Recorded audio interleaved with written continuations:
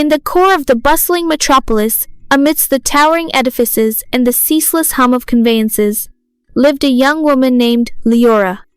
Liora was a visionary, a seeker of wisdom, and an admirer of chronicles.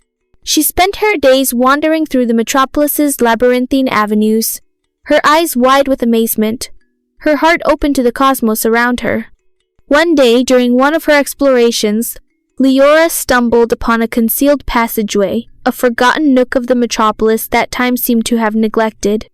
The entrance was marked by an arch draped with tendrils, almost as if it were nature's attempt to obscure a secret. Fascinated, Liora stepped through the arch and was struck by the profound stillness that enveloped her. It was as if she had stepped into another dimension, a dimension untouched by the clamor and turmoil of the metropolis. As she ventured deeper, the passageway narrowed and twisted like a serpent, leading her to a small, unassuming portal at its end. The portal was wooden, weathered by time, and adorned with intricate etchings that seemed to narrate a story of their own. Compelled by curiosity, Liora pushed it open.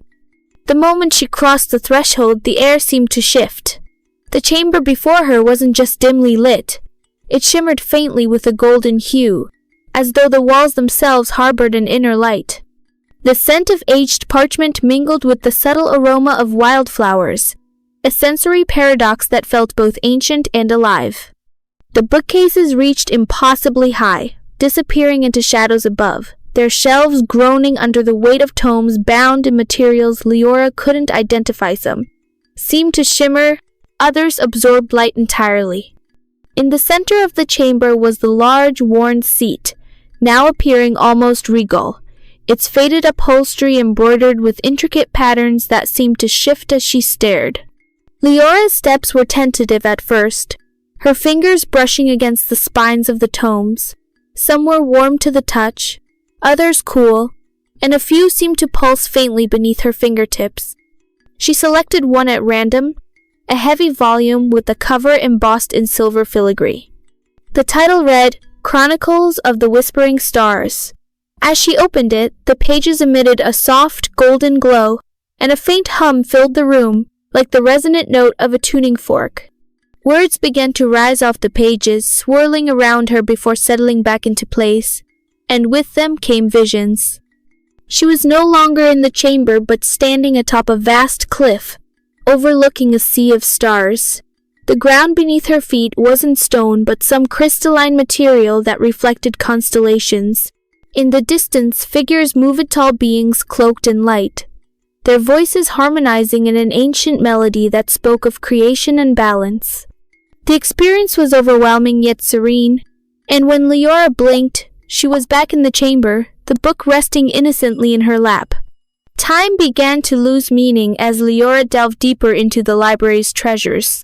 Each tome she opened transported her to a new reality. A floating city suspended above a storm-ravaged ocean, its inhabitants weaving spells from the winds. A dense, bioluminescent forest where the trees whispered secrets to those who listened. A battlefield where warriors wielded weapons forged from their own memories. Each story was more vivid than the last, and each left an indelible mark on her soul. The chamber itself seemed to react to her presence.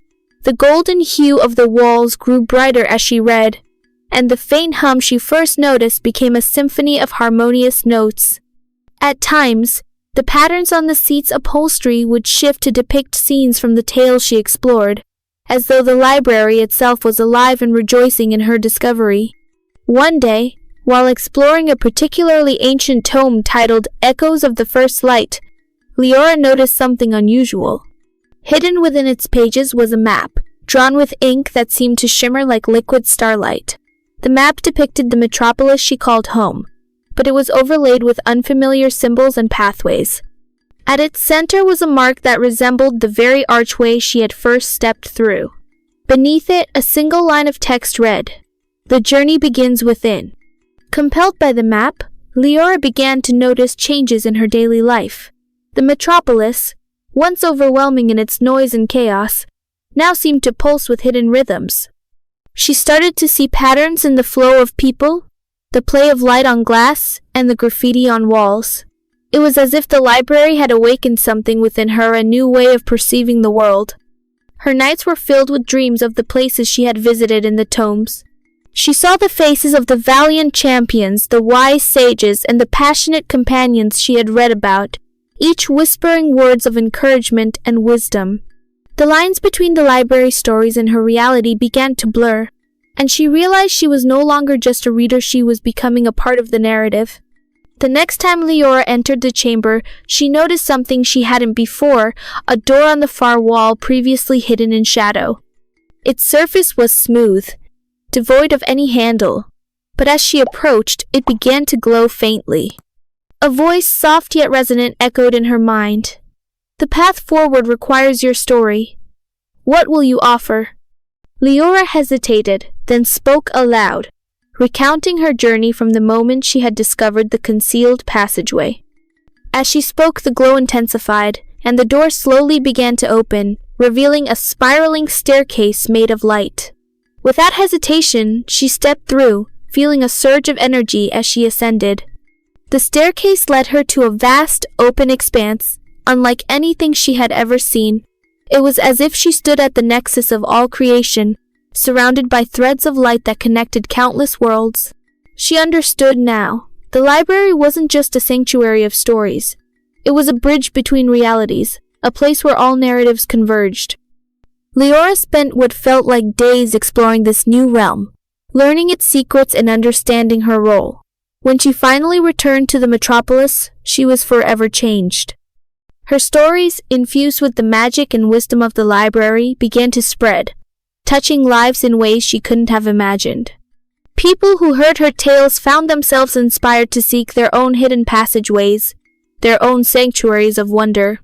And so, Liora became more than a storyteller. She became a guide, a beacon for those lost in the chaos of the world.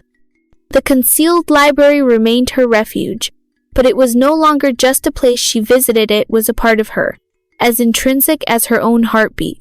In the core of the bustling metropolis, amidst the towering edifices and the ceaseless hum of conveyances, Liora's narratives wove their magic, reminding everyone that within the chaos of life, there is always a hidden sanctuary waiting to be discovered, a story waiting to be told, and a journey waiting to begin.